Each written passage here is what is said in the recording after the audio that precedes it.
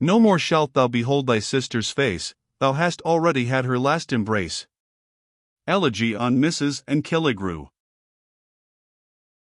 This second surprise had been accomplished for Jeanie Deans by the rod of the same benevolent enchanter, whose power had transplanted her father from the crags of St. Leonard's to the banks of the Gairloch. The Duke of Argyll was not a person to forget the hereditary debt of gratitude, which had been bequeathed to him by his grandfather, in favor of the grandson of old Bible Butler. He had internally resolved to provide for Reuben Butler in this kirk of Knocktarlity, of which the incumbent had just departed this life. Accordingly, his agent received the necessary instructions for that purpose, under the qualifying condition always, that the learning and character of Mr. Butler should be found proper for the charge. Upon inquiry, these were found as highly satisfactory as had been reported in the case of David Deans himself. By this preferment, the Duke of Argyll more essentially benefited his friend and protégé, Jeanie, than he himself was aware of, since he contributed to remove objections in her father's mind to the match, which he had no idea had been in existence. We have already noticed that Deans had something of a prejudice against Butler, which was, perhaps, in some degree owing to his possessing a sort of consciousness that the poor usher looked with eyes of affection upon his eldest daughter. This, in David's eyes, was a sin of presumption, even although it should not be followed by any overt act, or actual proposal. But the lively interest which Butler had displayed in his distresses, since Jeanie set forth on her London expedition, and which, therefore, he ascribed to personal respect for himself individually, had greatly softened the feelings of irritability with which David had sometimes regarded him.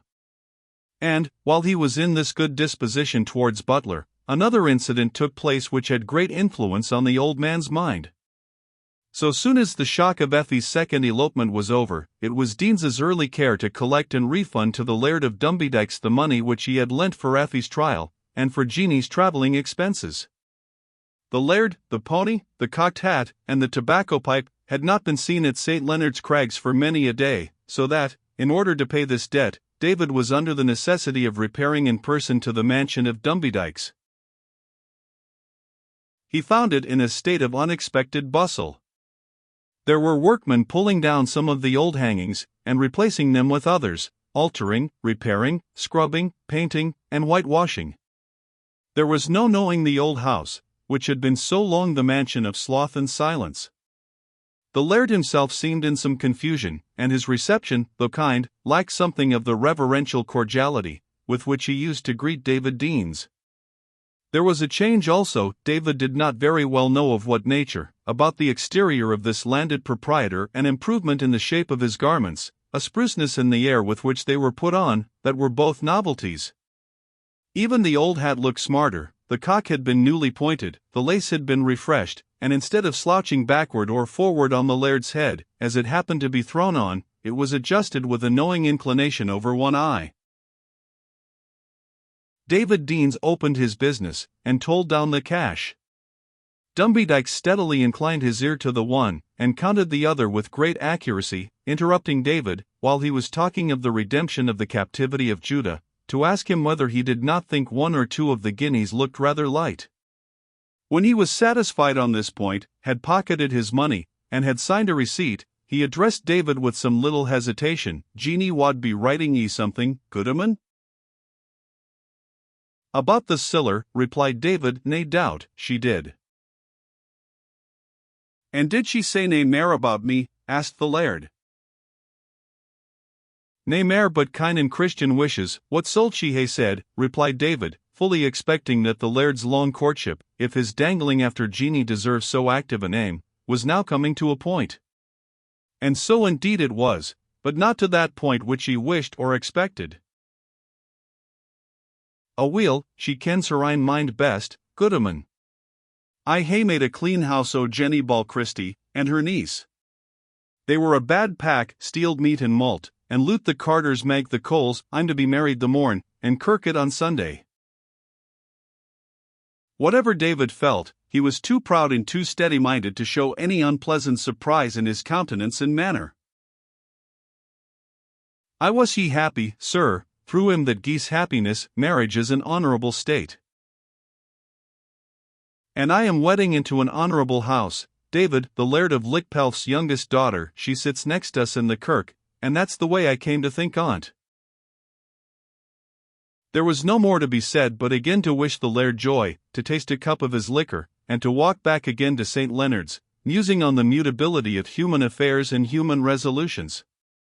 The expectation that one day or other Jeanie would be Lady Dumbiedykes had, in spite of himself, kept a more absolute possession of David's mind than he himself was aware of. At least, it had hitherto seemed a union at all times within his daughter's reach, whenever she might choose to give her silent lover any degree of encouragement, and now it was vanished forever. David returned, therefore, in no very gracious humour for so good a man. He was angry with Jeanie for not having encouraged the laird, he was angry with the laird for requiring encouragement, and he was angry with himself for being angry at all on the occasion. On his return he found the gentleman who managed the Duke of Argyll's affairs was desirous of seeing him, with a view to completing the arrangement between them. Thus, after a brief repose, he was obliged to set off anew for Edinburgh, so that old May Headley declared that this was to end with the master just walking himself off his feet. When the business respecting the farm had been talked over and arranged, the professional gentleman acquainted David Deans, in answer to his inquiries concerning the state of public worship, that it was the pleasure of the Duke to put an excellent young clergyman, called Reuben Butler, into the parish, which was to be his future residence. "Reuben Butler," exclaimed David. "Reuben Butler, the usher at Liburton?" "The very same," said the Duke's commissioner. "His Grace has heard an excellent character of him, and has some hereditary obligations to him. Besides, few ministers will be so comfortable as I am directed to make Mr. Butler." Obligations, the Duke obligations to Reuben Butler. "Reuben Butler replaced minister of the Kirk of Scotland," exclaimed David, in interminable astonishment, for somehow he had been led by the bad success which Butler had hitherto met with in all his undertakings, to consider him as one of those stepsons of fortune, whom she treats with unceasing rigour, and ends with disinheriting altogether. There is, perhaps, no time at which we are disposed to think so highly of a friend, as when we find him standing higher than we expected in the esteem of others. When assured of the reality of Butler's change of prospects, David expressed his great satisfaction at his success in life, which, he observed, was entirely owing to himself. "David, I advised his poor grandmother, who was but a silly woman, to breed him up to the ministry, and I prophesied that, with a blessing on his endeavours, he would become a polished shaft in the temple. He may be something our proud o' his carnal learning, but a good lad, and has the root of the matter, as ministers gang now, where ye'll find ane better, ye'll find 10 waur, than Reuben Butler." He took leave of the man of business, and walked homeward, forgetting his weariness in the various speculations to which this wonderful piece of intelligence gave rise. Honest David had now, like other great men, to go to work to reconcile his speculative principles with existing circumstances, and, like other great men, when they set seriously about that task, he was tolerably successful. Ought Reuben Butler in conscience to accept of this preferment in the Kirk of Scotland, subject as David at present thought that establishment was to the Aristeian encroachments of the civil power? This was the leading question, and he considered it carefully. The Kirk of Scotland was shorn of its beams, and deprived of its full artillery and banners of authority, but still it contained zealous and fructifying pastors, attentive congregations, and, with all her spots and blemishes, the like of this kirk was nowhere else to be seen upon earth.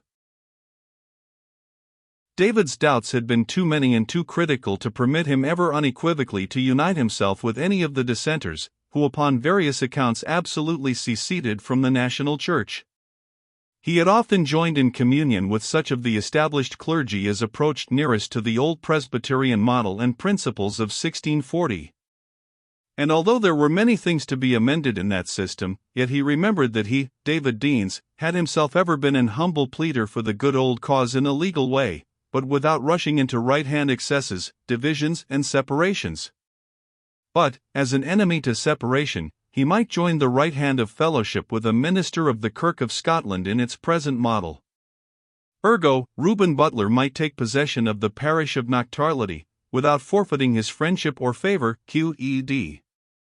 But, secondly, came the trying point of lay patronage, which David Deans had ever maintained to be a coming in by the window, and over the wall, a cheating and starving the souls of a whole parish, for the purpose of clothing the back and filling the belly of the incumbent. This presentation, therefore, from the Duke of Argyll, whatever was the worth and high character of that nobleman, was a limb of the brazen image, a portion of the evil thing, and with no kind of consistency could David bend his mind to favor such a transaction. But if the parishioners themselves joined in a general call to Reuben Butler to be their pastor, it did not seem quite so evident that the existence of this unhappy presentation was a reason for his refusing them the comforts of his doctrine. If the presbytery admitted him to the kirk, in virtue rather of that act of patronage than of the general call of the congregation, that might be their error, and David allowed it was a heavy one. But if Reuben Butler accepted of the cures tendered to him by those whom he was called to teach, and who had expressed themselves desirous to learn, David, after considering and reconsidering the matter, came, through the great virtue of if, to be of opinion that he might safely so act in that matter. There remained a third stumbling block, the oaths to government exacted from the established clergymen, in which they acknowledge an Aristion king and parliament, and homologate the incorporating union between England and Scotland, through which the latter kingdom had become part and portion of the former, wherein prelacy, the sister of popery, had made fast her throne, and elevated the horns of her mitre. These were symptoms of defection which had often made David cry out, my bowels, I am pained at the very heart." And he remembered that a godly bowhead matron had been carried out of the Tolbooth church in a swoon, beyond the reach of brandy and burnt feathers, merely on hearing these fearful words, "It is enacted by the Lords spiritual and temporal," pronounced from a Scottish pulpit, in the proem to the Porteous Proclamation. These oaths were, therefore, a deep compliance and dire abomination, a sin and a snare, and a danger and a defection. But this shibboleth was not always exacted. Ministers had respect to their own tender consciences, and those of their brethren, and it was not till a later period that the reins of discipline were taken up tight by the general assemblies and presbyteries. The peacemaking particle came again to David's assistance. If an incumbent was not called upon to make such compliances, and if he got a right entry into the church without intrusion, and by orderly appointment, why, upon the whole, David Deans came to be of opinion that the said incumbent might lawfully enjoy the spirituality and temporality of the cure of souls at Knocktarlity, with stipend, manse, glebe, and all thereunto appertaining. The best and most upright-minded men are so strongly influenced by existing circumstances, that it would be somewhat cruel to inquire too nearly what weight parental affection gave to these ingenious trains of reasoning. Let David Deans's situation be considered. He was just deprived of one daughter, and his eldest, to whom he owed so much, was cut off, by the sudden resolution of Dumbiedykes, from the high hope which David had entertained, that she might one day be mistress of that fair lordship. Just while this disappointment was bearing heavy on his spirits, Butler comes before his imagination, no longer the half-starved threadbare usher, but fat and sleek and fair, the beneficed minister of Knocktarlity, beloved by his congregation, exemplary in his life, powerful in his doctrine, doing the duty of the kirk as never Highland minister did before, turning sinners as a collie dog turns sheep, a favourite of the Duke of Argyll, and drawing a stipend of 800 pounds Scots, and 4 chalders of victual. Here was a match, making up in David's mind, in a tenfold degree, the disappointment in the case of Dumbiedykes, in so far as the goodman of St. Leonard's held a powerful minister in much greater admiration than a mere landed proprietor. It did not occur to him, as an additional reason in favor of the match, that Jeannie might herself have some choice in the matter, for the idea of consulting her feelings never once entered into the honest man's head, any more than the possibility that her inclination might perhaps differ from his own. The result of his meditations was, that he was called upon to take the management of the whole affair into his own hand, and give, if it should be found possible without sinful compliance, or backsliding, or defection of any kind, a worthy pastor to the kirk of Knocktarlity. Accordingly, by the intervention of the honest dealer in buttermilk who dwelt in Liberton, David summoned to his presence Reuben Butler. Even from this worthy messenger he was unable to conceal certain swelling emotions of dignity, insomuch that, when the carter had communicated his message to the usher, he added, that certainly the goodman of St. Leonard's had some grand news to tell him, for he was as uplifted as a midden cock upon pattens. Butler, it may readily be conceived, immediately obeyed the summons. He was a plain character, in which worth and good sense and simplicity were the principal ingredients, but love, on this occasion, gave him a certain degree of address. He had received an intimation of the favour designed him by the Duke of Argyll, with what feelings those only can conceive who have experienced a sudden prospect of being raised to independence and respect from penury and toil. He resolved, however, that the old man should retain all the consequence of being, in his own opinion, the first to communicate the important intelligence. At the same time, he also determined that in the expected conference he would permit David Deans to expatiate at length upon the proposal, in all its bearings, without irritating him either by interruption or contradiction. This last was the most prudent plan he could have adopted, because, although there were many doubts which David Deans could himself clear up to his own satisfaction, yet he might have been by no means disposed to accept the solution of any other person, and to engage him in an argument would have been certain to confirm him at once and forever in the opinion which Butler chanced to impugn. He received his friend with an appearance of important gravity, which real misfortune had long compelled him to lay aside, and which belonged to those days of awful authority in which he predominated over Widow Butler, and dictated the mode of cultivating the crofts of Beersheba. He made known to Reuben, with great prolixity, the prospect of his changing his present residence for the charge of the Duke of Argyll's stock farm in Dumbartonshire, and enumerated the various advantages of the situation with obvious self-congratulation, but assured the patient hearer that nothing had so much moved him to acceptance as the sense that, by his skill in bestial, he could render the most important services to His Grace the Duke of Argyll, to whom, in the late unhappy circumstance, here a tear dimmed the sparkle of pride in the old man's eye, he had been sae muckle obliged. To put a rude Highlandman into sic a charge, he continued, what could be expected but that he sold be sic a chiefest herdsman, as wicked Dog the Edomite? Whereas, while this grey head is to the fore, not a cloot ope them but Saul be as well cared for as if they were the fatted kind of Pharaoh. And now, Reuben, lad, seeing we maun remove our tent to a strange country, you will be casting a doleful look after us, and thinking with whom ye are to hold counsel anent your government in the slippery and backsliding times, and nae doubt remembering that the old man, David Deans, was made the instrument to bring you out of the mire of schism and heresy, wherein your father's house delighted to wallow, aften also, nae doubt, when ye are pressed by ensnaring trials and temptations and heart plagues, you, that are like a recruit that is marching for the first time to the took of drum, will miss the old, bald, and experienced veteran soldier that has felt the brunt of mony a foul day, and heard the bullets whistle as aften as he has hairs left on his old pow. It is very possible that Butler might internally be of opinion that the reflection on his ancestors' peculiar tenets might have been spared, or that he might be presumptuous enough even to think that, at his years, and with his own lights, he might be able to hold his course without the pilotage of honest David. But he only replied, by expressing his regret that anything should separate him from an ancient, tried, and affectionate friend. But how can it be helped, man, said David, twisting his features into a sort of smile, how can we help it, I trow, ye canna tell me that ye maun leave that to wither folk, to the Duke of Argyll and me, Reuben. It's a good thing to hae friends in this world, how muckle better to hae an interest beyond it.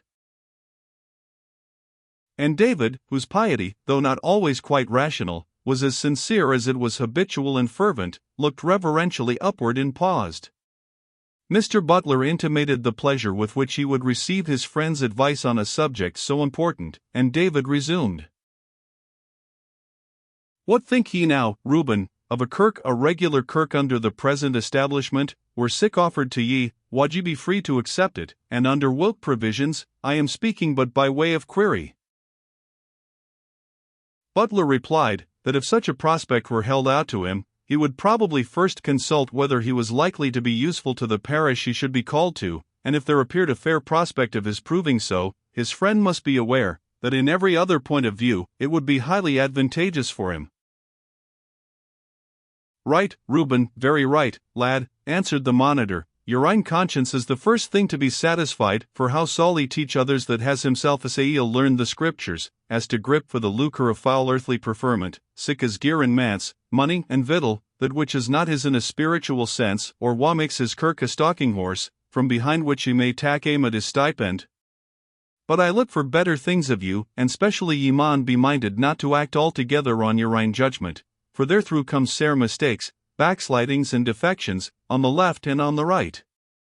If there were sic a day of trial put to you, Reuben, you, who are a young lad, although it may be ye are gifted wi' the carnal tongues, and those whilk were spoken at Rome, whilk is now the seat of the scarlet abomination, and by the Greeks, to whom the gospel was as foolishness, yet natheless ye may be entreated by your weel-wisher to take the counsel of those prudent and resolved and weather-withstanding professors, wha hae kenned what it was to lurk on banks and in mosses, in bogs and in caverns, and to risk the peril of the head rather than renounce the honesty of the heart.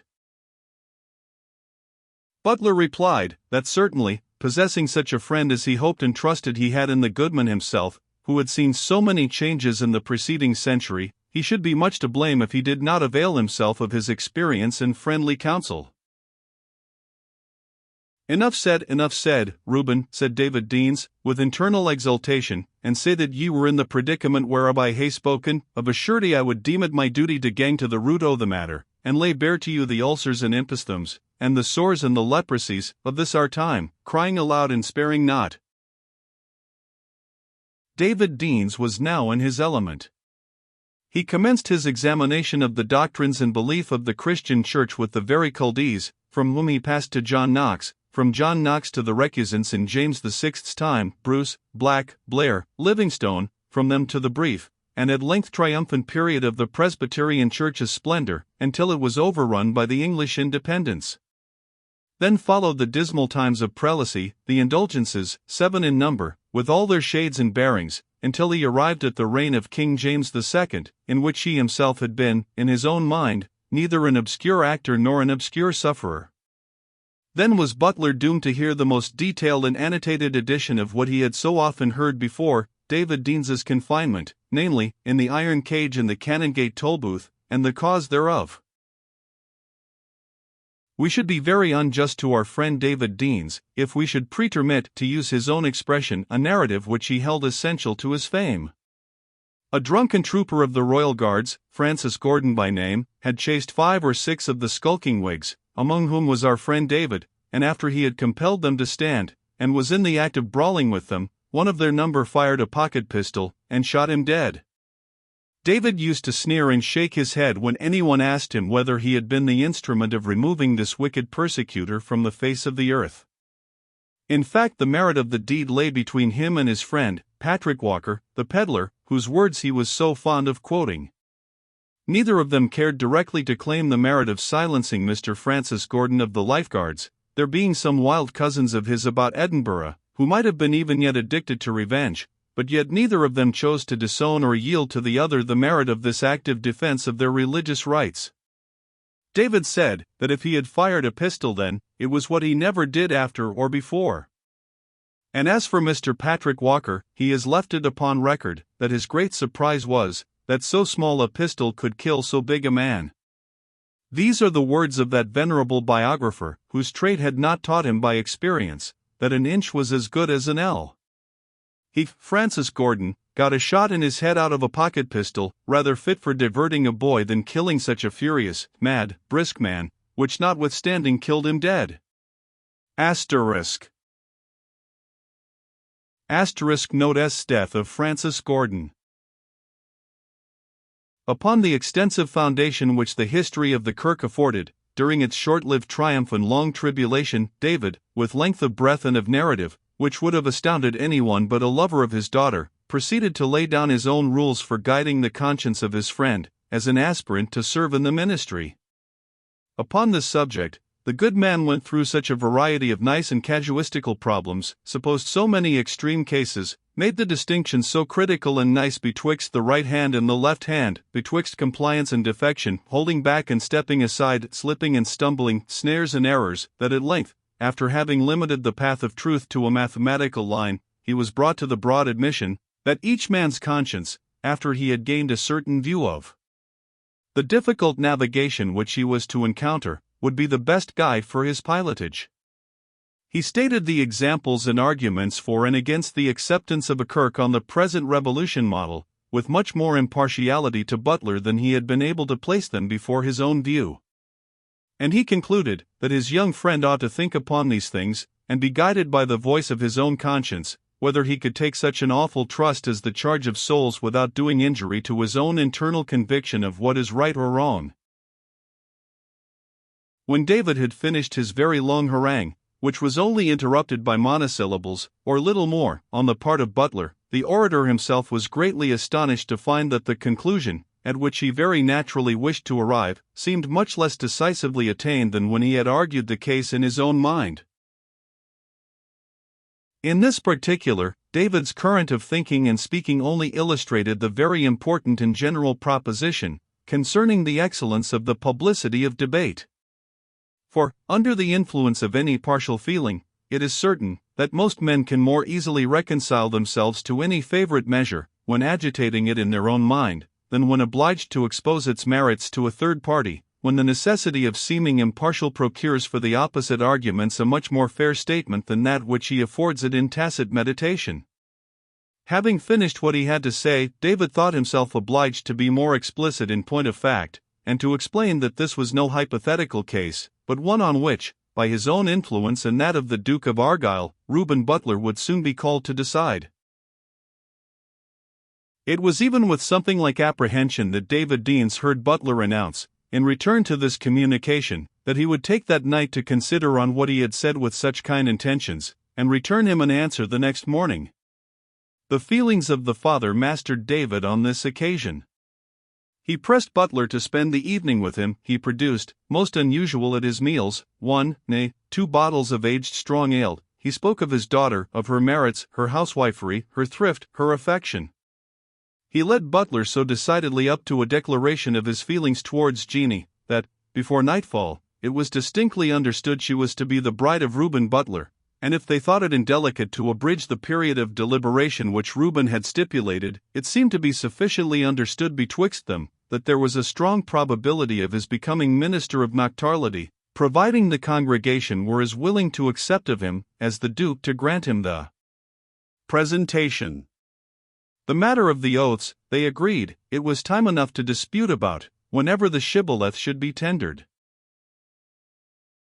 Many arrangements were adopted that evening, which were afterwards ripened by correspondence with the Duke of Argyll's man of business, who entrusted Deans and Butler with the benevolent wish of his principal, that they should all meet with Jeannie, on her return from England, at the Duke's hunting lodge in Roseneth.